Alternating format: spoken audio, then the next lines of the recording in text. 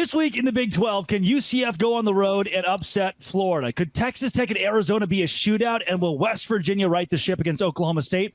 Let's get the Big 12 squad together. Time for the longest intro in the world. You're talking ball with the Big 12 squad.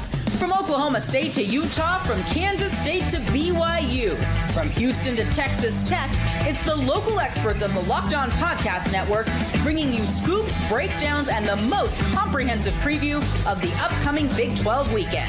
Buckle up. It's the Big 12 squad, and we have a seat for you. No hurt feelings and thin skin allowed. Squad up. You're part of the Big 12 squad. Happy Thursday night, everybody. Welcome into the Big 12 squad. I'm Drake Toll from Locked On Big 12, and it's time for you to sit back, grab your favorite beverage, and join us as we get you ready for another wild week across the Big 12. Spencer McLaughlin of Locked On College Football is here for some reason alongside JT Wistersill of Locked On Utes, who, by the way, the Utes, congratulations, a big 31-13 win over Arizona. They covered as we all expected. They remain undefeated in Big 12 play. So exciting for the best team in the conference. It's going to kick... Oh no. I'm reading the script that JT wrote for me. Yeah, turns out Utah lost to Arizona. We'll hear from JT and plenty more. Cam Stewart of Locked On Baylor, who is the new head coach at Baylor. They have promoted Cameron Stewart to the upgrade, head coach. Instant upgrade. And a contract extension. Yeah. Can you believe that? Parker yes, I can, Tom Brenneman. I have not had power for the last 110 hours in Savannah, Georgia. The Houston offense hasn't had power in 3 weeks. Chris Level of Locked On Texas Tech, Jay Catch of Locked On BYU Cougars, Kevin Borba of Locked On Buffs. Guys, first and foremost, the biggest storyline this week, Jimmy Carter, 100 years old. Just want to say happy birthday. Hopefully by the time this show drops, everything's still going okay. Hopefully. Do you think he's pondering a second term at some point? 48 hour, he's old enough to be in Congress. The guy did it. The guy, Jake, took the beefy 5-layer burrito and he put it there. He put it right there. That was a lot for me to handle, but we've got to start there this week. Well, imagine my surprise. All of a sudden I open my Twitter feed, my For You tab opens up, and then suddenly certain burrito is sticking somewhere where it shouldn't stick. So yeah, it's an image that's indelibly etched in my mind. I will never get it out. Let's put it that way. You can't say the guy didn't have evidence. This Big 12 thing threw off all our algorithms. I was not anticipating that on Saturday. That was not. I'm glad we all got it. I'm glad that we're all in the same timeline. That we, hopefully, Chris, who is the consummate professional of the group, has not yet seen the picture of half a beefy 5-layer burrito sticking out of an arch. Oh, I saw the bag on the guy's head. Yeah, it was a problem. And file that under things you wish you could unsee. But no, we're all here. Oh, man. JT Wistersill, Utah was supposed to go undefeated and win the Big 12, man. You were real happy a couple weeks ago. What's going on in your world? Well, I'm just glad I didn't promise to eat anything or put any types of foods in any places. Since the beefy 5-layer burrito happened, Kansas State blew out Oklahoma State. Since the dog poop cup guy, Florida State's 1-4. I'm just saying. You deliver on your promises. You deliver and you win. Utah did not deliver, though, on Saturday. What a disappointing performance, and particularly in the red zone, right? I mean, your first 3 trips, you get inside the 20, and you come away with 3 points. The first 2 drives, you completely stall out. Isaac Wilson struggled against an Arizona secondary that I thought played really well, and then the play calling for Utah wasn't there. Noah Fafita and Tetairoa McMillan looked like the team that we saw end the season last year, but Utah just simply wasn't good enough. If this team wants to win the Big 12, I guess there's a world they could do it with Isaac Wilson. It feels incredibly unlikely. They need Cam Rising back, and we still have absolutely no idea when and if he's going to come back. Hold on, JT. At some level, in the best way, Utah has always been described as the best boring team out west because they just play this boring style of winning football. But now Utah is taking on a whole different level of boring. Is Cam Rising going to play? It's like Stewie bothering Lois in the bedroom. It's just, mommy. Like, can the guy either medically retire or play, please? You call it boring. I mean, it's infuriating. I'm pulling all my hair out at this point, Spencer. I mean, it's insane. We've been doing this for 2 years. He did it. That's insane. You got to warn people before you do. We have to cut that out of the show. We can't show people Election that. is killer. Yeah. Hey, take it all the way off. Take that hat off. Let's get a good. Yeah, Chris is. Yes. There's still a chance he plays this year. If he doesn't play, then we're going straight ball all the way. That's a promise. Chris is there desperately wanting JT to take his hat off so he can feel good about his hairline. On audio, that was NC-13, whatever they call it, X-rated. JT Witherspoon took his hat off and there was no hair. Kevin Borba, you cover the Colorado Buffaloes, maybe one of the best teams in the Big 12. How did that happen? Just how we drew it up, right? No, I think realistically, the defense. And you've been singing that song since day one. No one has supported Colorado more. The fans don't think so. I'm a hater. They hated me. I projected Colorado to lose 35-31, and people would have thought that I was like Deion Sanders was going to get fired by the next day. Realistically, that.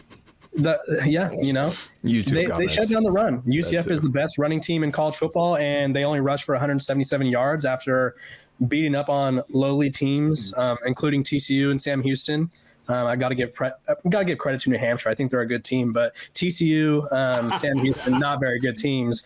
And TCU ran all over them, and Colorado shut them down, and they got big plays on defense, 4 turnovers total, and then you can't really keep up with Colorado's offense if you're playing from behind the 8 ball, and that's where that's where UCF lived all game. Isn't that the beauty of this league, though? Is like I would have bet my house on UCF holding serve at home. And with Big Noon there, all the stuff, and Colorado can't stop the run, and this is the way this league's going to be every week. I mean, it's maddening. Again, it's awesome, but I mean, it just some of it makes no sense, like that result. But I mean, Colorado, man, all respect to the Buffs, man, because they hammered them. Yeah, their defense. There are a lot of. Sorry, Spencer. They've given up Kevin. one touchdown in each second half of the whole season, right? They held Nebraska scoreless. Like their defense has really turned it up. And last year they had one of the worst defenses in the country. So I think you're seeing what a really high octane offense can do with a high powered defense as well. And Cormani McLean got to see it up close and personal as he was sitting in the bleachers, not playing. I think they're cheating. I've heard from Houston you're not allowed to have both a good defense and a good offense, actually. So I'm calling shenanigans. Hey, Parker, look at it this not way. Playing a good 4 quarters. I've heard that one before. This league is so crazy. Is anyone actually willing to rule out the possibility of the Houston Cougars pulling a fast one on everyone and flipping the script this year? We're ruining someone's season. We're ruining someone. I don't know who it is yet, but it's going to happen to one of y'all. Is that going to be the game I go bald? Is Houston going to beat Utah? Is that what's going to happen? Is that what's going to happen? That's what y'all want to do to me? Re-injure Cam Rising. He's going to suit up. It's going to be. It's going to be like the dinky. It's going to be like the dinkiest, dumbest, gimmickiest little injury. Hits him in the eye, and like, oh, not again. There we go again. But he will be suited up and warming up before the game, though. We know that for a fact. He will be. He loves a good warm-up. He loves a good warm-up. To be fair, a senior citizen takes a long time to get loose. He's got to be warmed up for a long. We don't know when he's warming up for. I think they have pills for that. I don't know. Hey, speaking of senior citizens, where's our Oklahoma State rep on this show? Yeah, where is it? Cody, where are you? Talked a lot of noise. Talked a lot of noise 2 weeks ago. I want to talk Alan Bowman. What? Yeah. Cody Stovall making a lot of noise? That can't be the Cody Stovall I know and love. Never heard. Alan Bowman not doing very well. What, Drake? How? I mean, how is that possible? You're telling me this for the first time. Somebody cue up Tiny with the Dancer. former Tech quarterback as well. I think there's something there. I'm blaming Chris.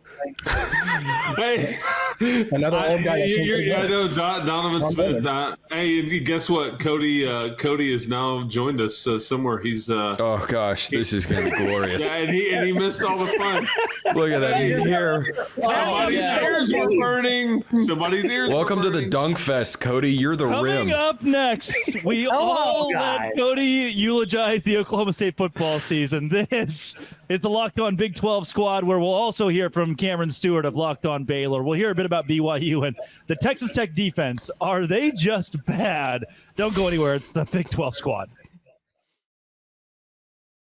We open segment number 2 with Cody Stovall. I will remember you. It's a lovely voice. You know what? It was fun. It was fun. Guys. It was real. It wasn't real fun, Cody. No, it's not. But here's the bright side, everybody. It is cross-country season, and we're number 1 in America. And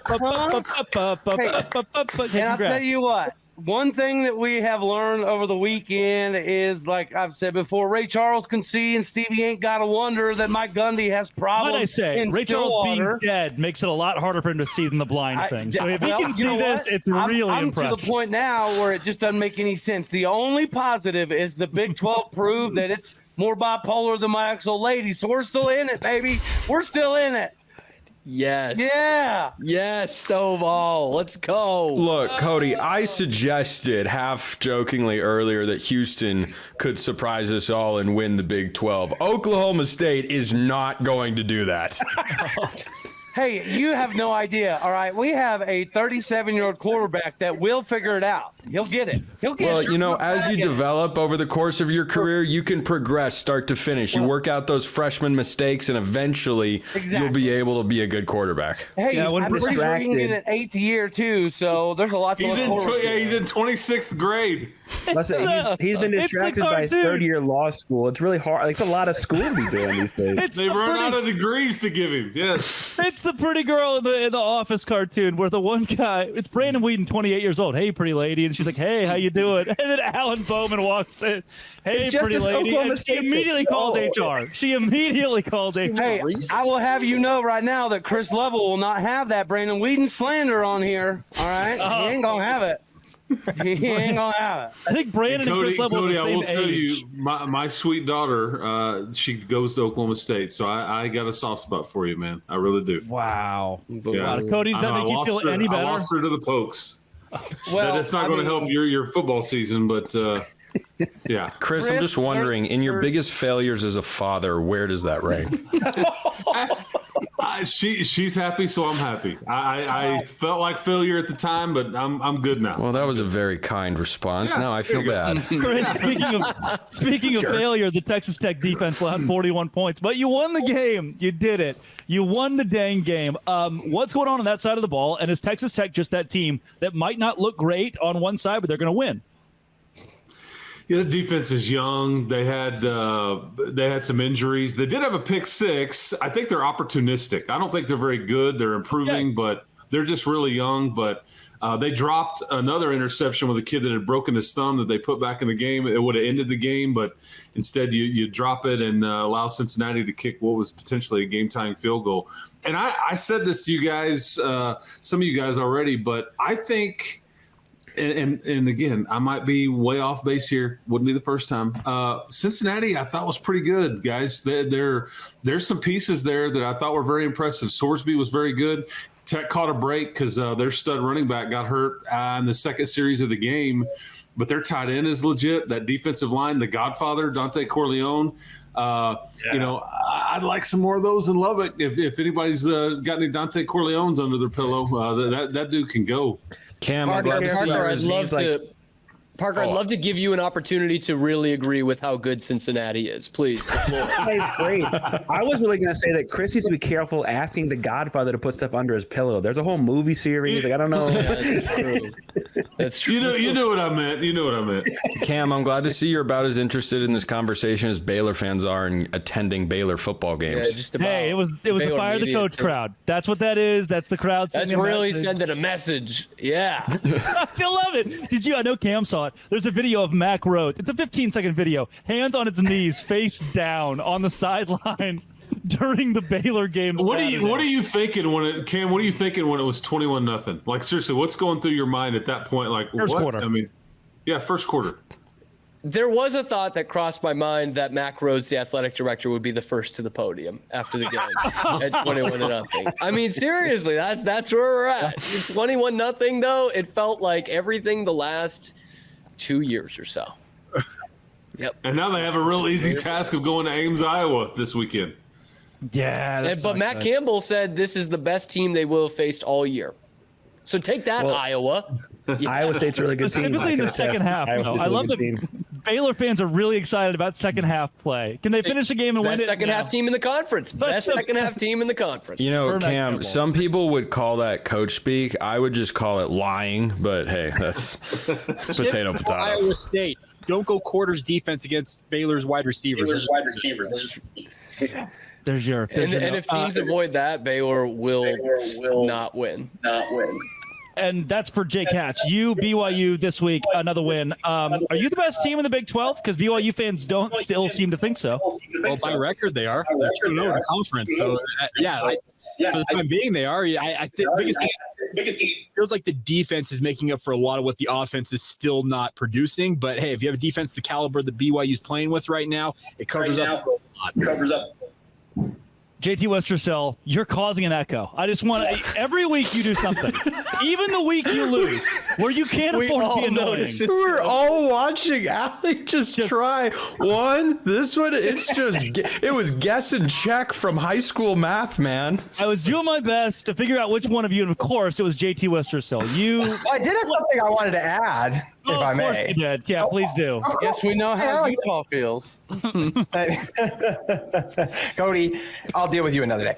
But right now on the topic of Baylor, let's say this. I a few weeks ago talked about Utah being the best team in the Big 12 after they beat Baylor. So now we're like BYU's the best team after they beat Baylor. How does that BYU's undefeated, dude. BYU's undefeated. Your team lost. You're looking up at the Cougs right now. Let's go. Wait, the Cougs? What? Let's just all agree. Let's just all agree that Baylor is clearly the standard bearer in this. Yes, there we go. We'll go with that. And once you beat us, it all takes off from there. Do we count Cincinnati's Bearcat? Can we count half of them? Cincinnati is half good. They get to be 6 and 6. They only have about half. They're the cousin of a good team. They're not actually a good one. They know a guy in high school. They know a guy who's a good team. It was Dave Aranda's birthday this week, and to celebrate, he was reminded that he is on his third set of coordinators, 3-16 in his last 19 against FBS opponents, 0-9 against Power 4 teams at home. But Tuesday's practice was really, really good. Cameron Stewart. Yes, and I thought it very funny. His birthday is the same day as my parents' wedding anniversary, and I'm trying to figure out which tenure was worse, Dave Aranda's at Baylor or the fact that my parents divorced 23 years ago. I'm still trying to figure out which one has better results in the end. That is deep. Hey, look, we already questioned you as a father, Chris. Yeah, Chris, you're a terrible father. You cannot align those stars any better. Like that is. Chris, it's just you and me, man. Parental discussions against the world. That's right. Off the top rope, man. My 3 kids are not going to watch this show. I'll just say that. Did they watch last week? You don't think there are any, Jake? You don't think there are any life lessons your kids could learn here? Like, for example, I hope how to not take yourself too seriously, or not where to put a burrito. My exit. It's an exit. Or if you do decide to put a burrito there, you had 3 kids. With it. Are you Jake? I didn't know you had 3 kids. Are you still a senior at BYU? Hey. Oh, man. Hey, that'll do it, folks. Appreciate it. Thank you for joining us. We'll be here next time. The show's done. Hey. Our company's based out of Utah. The bosses will be seeing this. The bosses will be seeing this. I don't think I'm going to make it for the 3rd segment, guys. The bosses we're fired before then. The bosses know. That's absolutely true, though. There's been BYU football players who've had 3 kids before they leave the football program. So, no, this is not out of the realm of possibility. Jake, might I say, was the joke Cam was making. I don't know if that was the... They're going to put 2 and 2 together. So, yeah, if they're watching, they can be upset all they want, but it's the truth. Coming up in week 6, some teams are going to play football.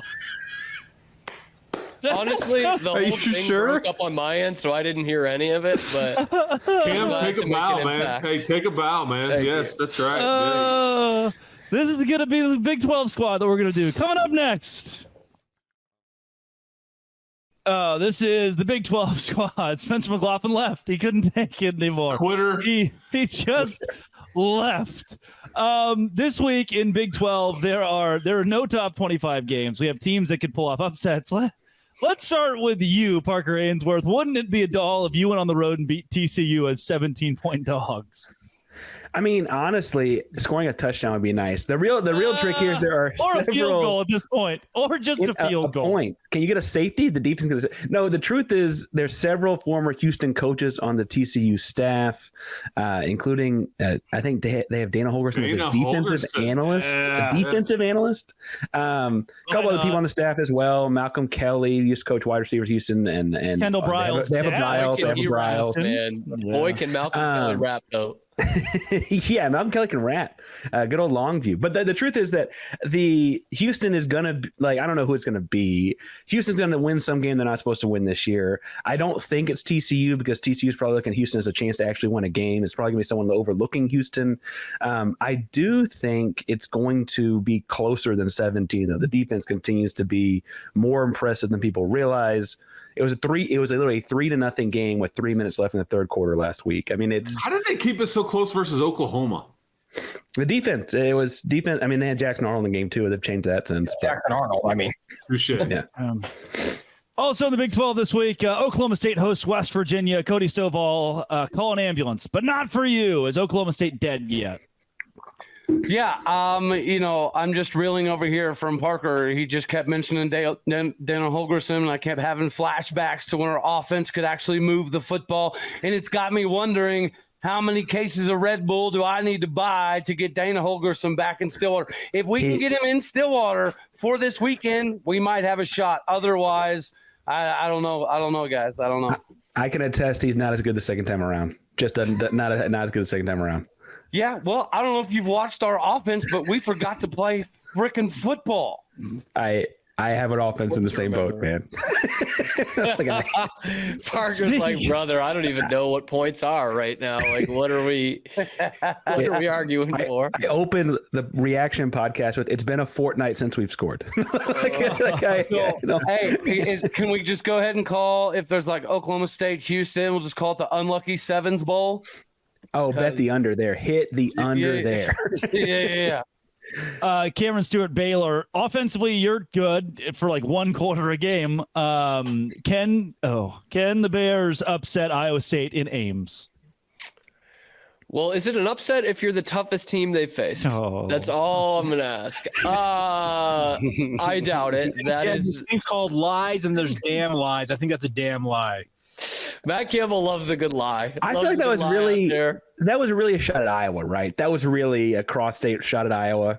Yeah, probably. And honestly, the best hope I think Baylor would have had against Iowa State was if the Cyclones had already won 9 games in the season, or because then they wouldn't be able to win.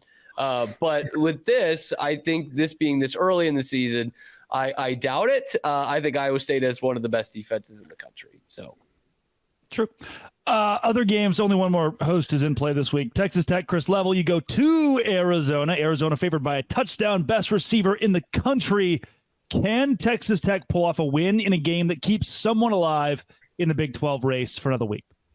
Yeah, and I think it's only supposed to be 105 degrees in Tucson this weekend. Yeah, so winter. I don't know if we know what. Oh, what'd you say? 11 Eastern kickoff. It's brutal. Yeah, we will return home. There will be Big 12 games that kick off 12 hours before that. Yeah, that's right. That's right.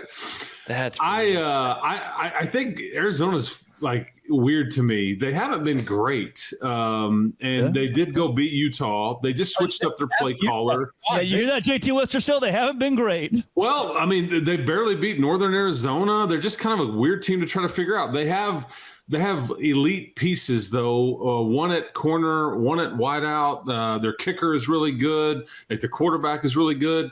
I don't know if we know yet but on a Friday night in Manhattan, Kansas, none of those guys looked any good. So Tech will have to not turn all the things that they did in Pullman where they just shot themselves in the foot repeatedly.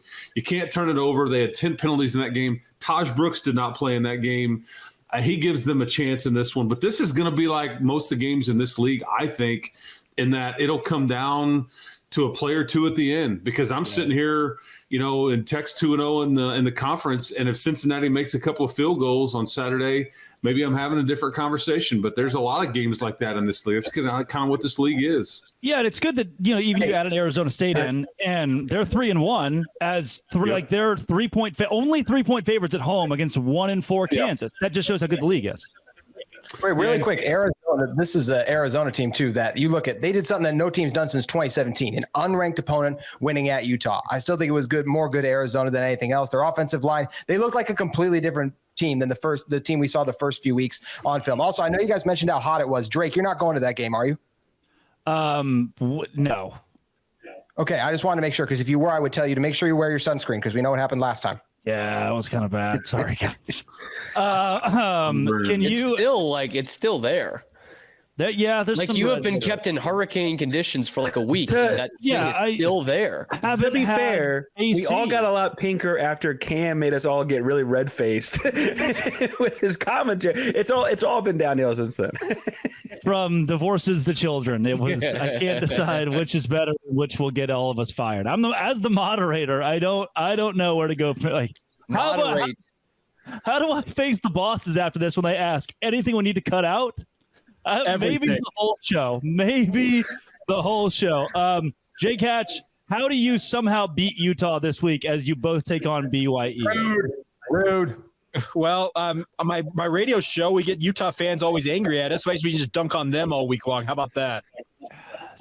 Yeah, you have an extra week. So you get an extra week to savor being undefeated and Utah losing to Arizona. For Utah, you get an extra week to let it fester, the loss. JT Westercell, how are Utah fans handling this?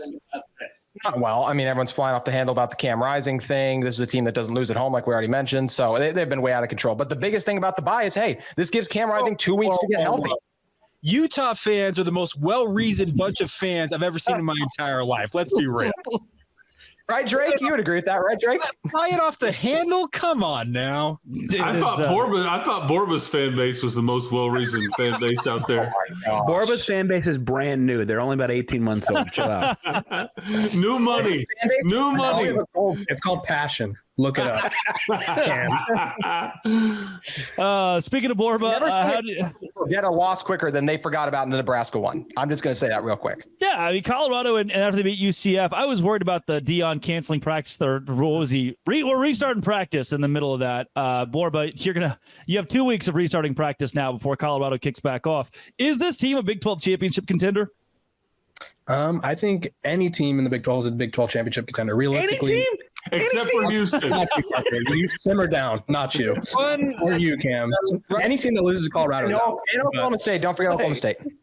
But realistically, I think they can be, right? They show that if they could play a complete game, which is the offense is clicking, the defense is clicking, and their special teams isn't catastrophic, they could beat anyone down. And I don't think any offense in this league, especially not Oklahoma State, can keep up with them, right? If Colorado's clicking, it's hard for any offense to keep up with them. It's hard to stop Travis Hunter, and it's hard to throw the ball against him. I wouldn't recommend it. So, yeah, I don't think Colorado – I wouldn't say they're going to make it to the Big 12 title game yet, but I do think that they have a really good shot if everything goes well. That third segment was like a funeral. It was like a eulogy to what had been. Like, how did we get here? We're all we all had kids when we were still playing football. Restart the practice. Yeah, we lived in Provo.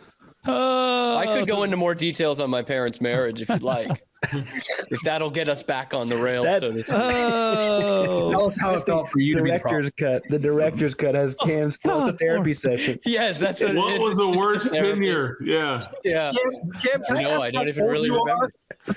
23 and a half years old, I think, is what he said. Yeah, just about. Yeah.